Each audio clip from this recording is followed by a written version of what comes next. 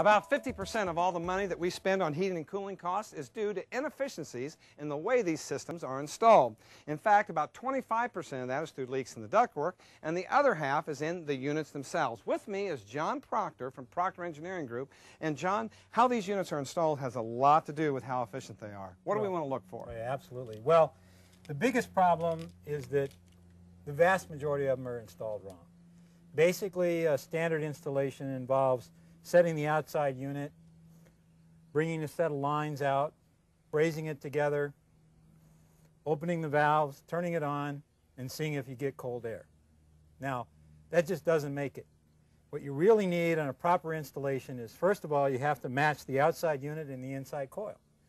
Second thing you have to do is you have to braze the lines using nitrogen. So when you flow nitrogen through it, you don't get little pieces of carbon that'll end up clogging the unit and making it not work right. Next thing you have to do is you have to evacuate the lines in the inside coil.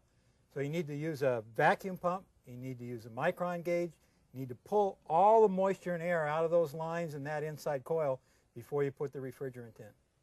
Then the next thing you have to do is release the refrigerant into the inside coil and the lines, and then you have to check to make sure you've got the right amount, because this comes with a certain amount, but it's not the right amount necessarily for your inside coil or the length of the lines that you actually have.